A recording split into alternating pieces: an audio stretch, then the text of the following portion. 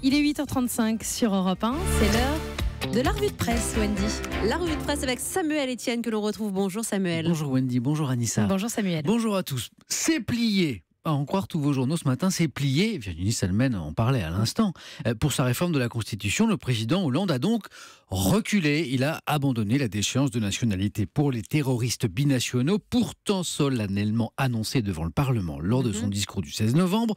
Marche arrière, voilà ce que ça donne. Titre Libération Champagne, l'indépendant catalan, Hollande recule, ça c'est pour Sud-Ouest. Comment Hollande s'est pris les pieds dans son discours, l'opinion, je pourrais continuer ainsi longtemps. Pour le Figaro, Christiane Taubira a pris même un malin plaisir hier en annonçant cet abandon, confirmant ainsi les informations de Libération et du Figaro de ces derniers jours. Toutefois, Wendy, permettez-moi de dire toutefois, oui, et de dire prudence aussi, car le Conseil des ministres où le texte doit être présenté se tient ce matin, et que si le politique a perdu ces dernières années son pouvoir de conviction, il est encore capable de surprises. Imaginons un instant que le chef de l'État maintienne son intention première, nous journalistes serions à raison accusés de précipitation. Prudence Donc, a priori, incertitude en revanche concernant l'inscription dans la Constitution de l'état d'urgence. Aucune incertitude. C'est ça, exactement, pas d'incertitude. C'est l'autre grand aspect de cette réforme constitutionnelle pour renforcer la lutte contre le terrorisme. Et c'est très intéressant parce qu'il se passe ici la même chose que pour la déchéance de nationalité. Plus les jours passent, plus des voix s'élèvent pour critiquer ce projet. Le gouvernement, lui, affirme qu'il s'agit d'encadrer l'état d'urgence pour empêcher les dérives, les abus, les violations de liberté. Les opposants à la révision disent exactement l'inverse, que le résultat sera, ce sont les mots de l'humanité, par exemple, de banaliser cet état d'urgence. Opposant également, et il s'exprime dans Libération ce matin, le professeur de droit public Paul Cassia, qui regrette que quand on ne sait pas quoi faire, il vise là les politiques, eh bien, on révise la Constitution. On reste avec Libération, Samuel. Libération qui lance à la une un appel ce matin. Oui, que vous évoquiez déjà dans le kiosque tout à l'heure, Wendy.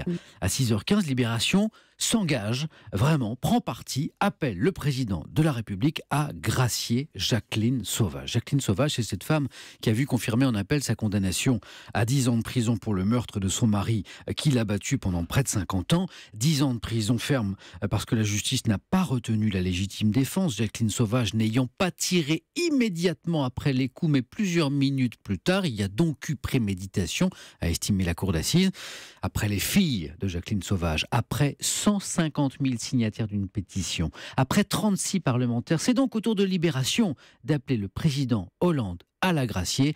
Et le journal estime également urgent de faire reconnaître pour les femmes battues le concept de légitime défense différée, prenant en compte les violences antérieures au sein du couple. Jacqueline Sauvage, donc en première page de Libération. C'est une autre femme qui fait ce matin la une des journaux, Samuel. Oui, Madame Claude, alias Fernande Grudet, son vrai nom, la célèbre proxénète qui a défrayé la chronique dans les années 60 et 70 avec son réseau de prostitution de 500 filles. Je vous passe les jeux de mots que son décès à 92 ans a provoqué. Pas toujours inspiré. Voilà, exactement, c'est ça. Juste celui du Parisien, relativement décent par rapport à la moyenne. Madame Claude au 7e ciel. Alors voilà un décès qui n'est pas passé inaperçu à la mesure de la légende qu'elle s'était inventée. Le Courrier de l'Ouest évoque par exemple l'incroyable destin d'une Angevine, danger donc, comme on dirait le fabuleux destin d'Amélie Poulain. Attention les amis, dites en substance Libération, pourquoi cette empathie autour du personnage, pour cette Madame Claude qui n'aimait rien sinon l'argent, cette Madame Claude qui n'est en fait que Dodo la Saumure avec un brushing.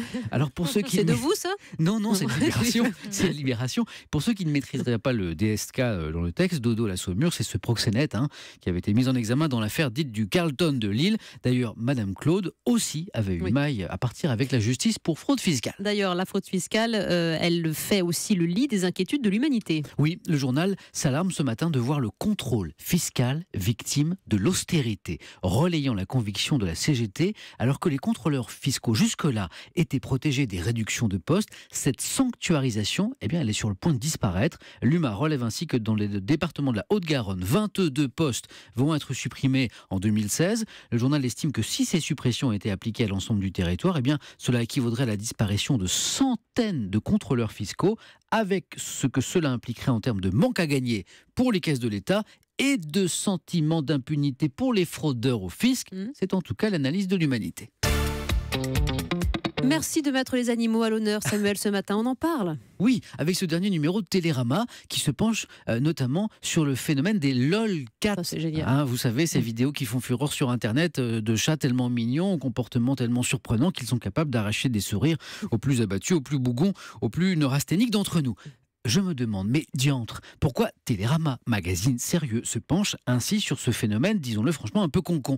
Eh bien parce que selon une spécialiste de l'analyse de l'image médiatique, ce succès des lolcats, c'est le reflet de l'amélioration de notre rapport à l'animal, du respect croissant de nos amis les bêtes. Il serait temps. Oui, et rappelons en effet, c'est récent, ce n'est que depuis 2014 que dans notre code civil, l'animal se voit reconnaître le statut d'être vivant, doué de sensibilité. Oui. Du coup, Wendy, Anissa, Oui. je vais lancer un appel ce matin. Car feuilletant ce matin, comme chaque mois, l'éternel chasseur français, Ah, oui. oui, je tombe sur ce record du monde. Des pêcheurs ont attrapé un silure, je vous ai apporté la photo, ce gigantesque poisson d'eau douce de 2,73 m pour 130 kg. On va mettre sur le hashtag un matin, c'est énorme. Oui, c'est énorme. Alors, le magazine a assez d'adjectifs pour qualifier la prouesse, et moi, je ne vois que ce géant des rivières agonisant sur la rive. Wendy, je lance donc solennellement ce matin un appel pour que le silure, lui aussi, soit considéré comme un être vivant, sensible, à traiter comme tel. Donc, rêvons un peu, peut-être, un jour sur Internet, rirons-nous ensemble des vidéos de LOL Silure. Allez, pourquoi pas. Silure. Sinon, vous arrêtez de feuilleter le chasseur français. Comme ça, votre petit cœur sera Où ça moins effrayé. Où ça LOL Silure, je retiens en tout cas. Merci beaucoup, Samuel Etienne.